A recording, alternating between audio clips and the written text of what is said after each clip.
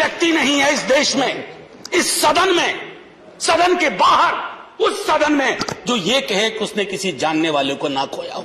मैं दावे के साथ कहता हूं, मैं लाखों लोगों की ओर से बोल रहा हूं जो यहां बोलना चाहते हैं। अब मेरी बात सुनिए आज।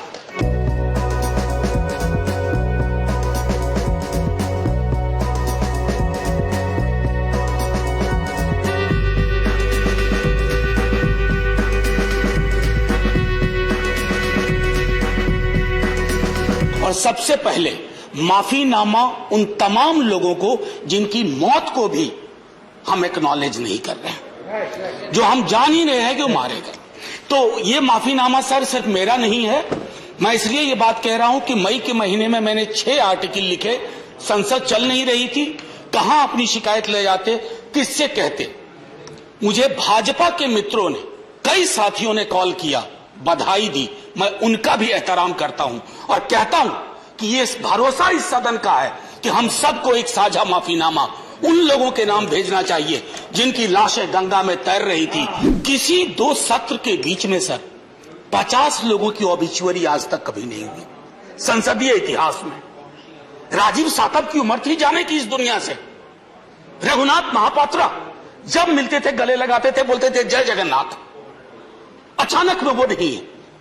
ये पीड़ा व्यक्तिगत है, आंकड़ा मैं नहीं कहना चाहता हूं, मेरा आंकड़ा, तुम्हारा आंकड़ा, अपनी पीड़ा में आंकड़ा ढूंढिए। एक व्यक्ति नहीं है इस देश में, इस सदन में, सदन के बाहर, उस सदन में जो ये कहे कि उसने किसी जानने वाले को ना खोया हो। ऑक्सीजन के लिए लोग फोन करते थे, हम अरेंज नहीं कर पाते थे। लोग समझते हैं सांसद है, ऑक्सीजन पिछा देगा। 100 फोन में पूरे दिन में शाम को बैठ के देखते थे, सक्सेस रेट 2, सक्सेस रेट 3। हमको कौन सा आंकड़ा कोई बताएगा साहब? हमको नहीं चाहिए, किसी आंकड़े की बात नहीं करनी है। हमें देखना है कि जो लोग गए वो जिंदा दस्तावेज छोड़ के गए हैं हमारे फेलियर का। मैं आपकी बात नहीं कर रहा हूं साहब। आप कहिएगा 70 साल में कुछ नहीं हुआ, मैं उसमें जाना ही नहीं चाहता। ये कलेक्टिव फेलियर है 47 से लेकर अब तक की सारी सरकारों का। क्या बना दिया हमने? मुझे पता नहीं था कि अस्पताल और ऑक्सीजन का क्या रिश्ता होता है सर। ईमानदारी से कहता हूं, मैं मेडिकल बैकग्राउंड से नहीं आता हूं। सुबह से लोगों को दिखता था ऑक्सीजन, ऑक्सीजन, रेमडेसिविर। मैं तो दवाइयों के नाम तक शुरू में सर प्रोनाउंसिएशन चेक किए कि कैसे उच्चारण करूंगा। ये हालत। और तब हम आंकड़ों की बात कर रहे हैं, तब हम ये बात कर रहे हैं थैंक यू फलाना साहब, चिलाना साहब। सर मैं यहां से निकलता हूं, बहुत बड़ा विज्ञापन लगा हुआ है, मुफ्त वैक्सीन, मुफ्त राशन, मुफ्त इलाज। सर एक मिनट, मैंने किसी नहीं, please I don't want my time. मैं किसी दल की ओर से आज नहीं बोल रहा हूं। मैं दावे के साथ कहता हूं, मैं लाखों लोगों की ओर से बोल रहा हूं जो यहां बोलना चाहते हैं। अब मेरी बात सुनिए आज। शिकायत नहीं कर रहा हूं आपसे। ये वेलफेयर स्टेट है ना। एक साबुन की टिकिया अगर कोई गरीब गांव में खरीद रहा है ना सर, तो अडानी अंबानी के बराबर का करदाता है।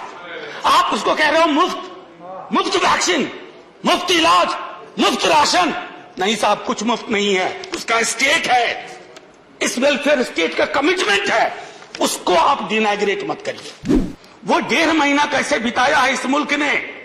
हमारे सदन के कोई लोग बड़े मुश्किल से बच के आए, हमें नाम नहीं लूंगा।